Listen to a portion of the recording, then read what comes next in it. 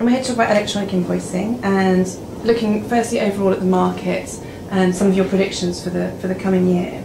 But kind of taking a step back, if you're a company that's first looking at e-invoicing, what do you think are the most important things they need to understand? Well, I think today for a new company in e-invoicing, it's good to understand that it's a very good phase to begin e-invoicing at the moment, but at the same time one has to realize that it's still early phases. So the penetration in e-invoicing market at the moment in B2B in the best countries is not more than 30-35%. So you need to understand that to send e-invoices into the network at the moment, a good part of those will be still printed out. And to receive invoices in the network, it's still a situation where a good part of your suppliers will not be connected into the network. And some of those invoices will be scanned in from paper. Okay. And as you say, we've come to about 30% penetration in some countries. If you look back over the past 10 years, what have been some of the big milestones that have stood out for the market? The technology has changed, one could say, completely. In the early days, the connections to the early networks were rather difficult, one could say, and they were quite similar no matter what the company size in terms of sending or receiving was. That's one point. Now when we look at today's technology, there are very advanced technologies for small companies to connect into the network as well as medium size and large. And it doesn't take necessarily more than a couple of hours to maximum 2 days to connect even a big system into the network. So the technology clearly is one element. Then the point which wasn't there in the early days was that today's networks provide additional services which make it possible today to go completely paperless from day one. So both sending and receiving, meaning that there are printing services which are connected into the networks, and there are scanning services connected into the network. Then there are additional services regarding security or validating the invoices and such, which weren't there in the early days. So it is quite different today. Okay. And if you think about today in particular, are there any major trends or themes that stand out? Well, it is going completely paperless is today's way. So on the sending part, the senders don't want to play with paper anymore. They don't want to see printing anymore, and that's the case when you connect into the network. You don't see paper from day one. Both, and also in the receiving part, it's a similar thing that going paperless is possible. So using a scanning service which is connected into the network, scans in the documents which are not coming in as e-invoices. That's one element which is and has changed over the past 1 or 2 years, I would say, completely.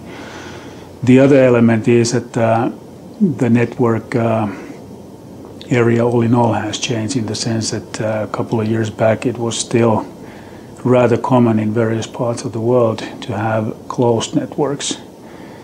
Today's clear trend is, and I do see that the only way to go is that the network technology is open, so there is interoperability between the networks, and I really don't see the future for the closed networks in even the short run. It's a similar analogy to the mobile phone network, so you can call from a network to another, and if the network is closed, that wouldn't be possible. So in the invoicing world, it is quite a similar situation. Okay, and looking forward now to perhaps the next 12 months, what do you think will stand out from that? Well, it is quite a different heterogeneous situation in various markets.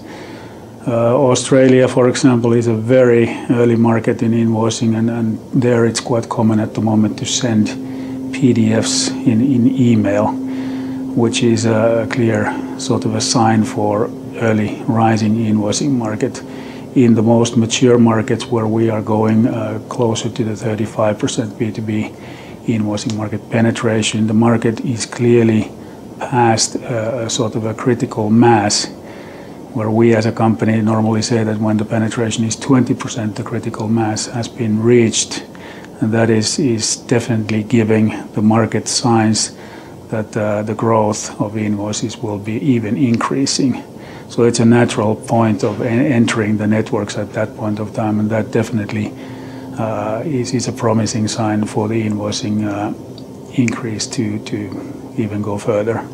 So I would say in the markets which are closer to the 30% penetration, there we do see very high growth figures even during this year, no matter what the economical situation is in that specific market.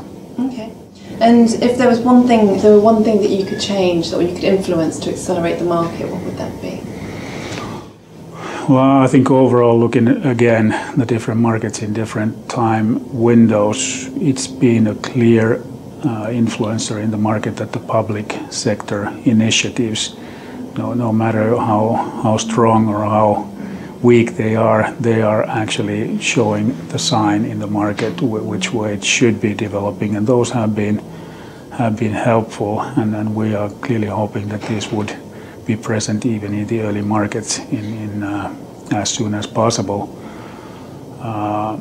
So that's clearly one element in the market. But I would say at the moment in, for example, the European markets, the most element which is influencing is sort of the attitude, that the attitude is still not changed towards invoicing in the sense that when the benefits for the both sender and the receiver are so great, it seems a bit strange why this is taking still too long of a time to develop, because everything is so rational, and it's just, I think it's a major attitude element in the company, CFOs even, which is understandable that they have a list of important things to do, and we might not be on the top of the list with invoicing, but it's still, there is no way to stop it. It's eventually going to come, and it's going to take a couple of years when the penetration in most of the markets will hit the 20-30% critical level, and then everything else will happen even faster.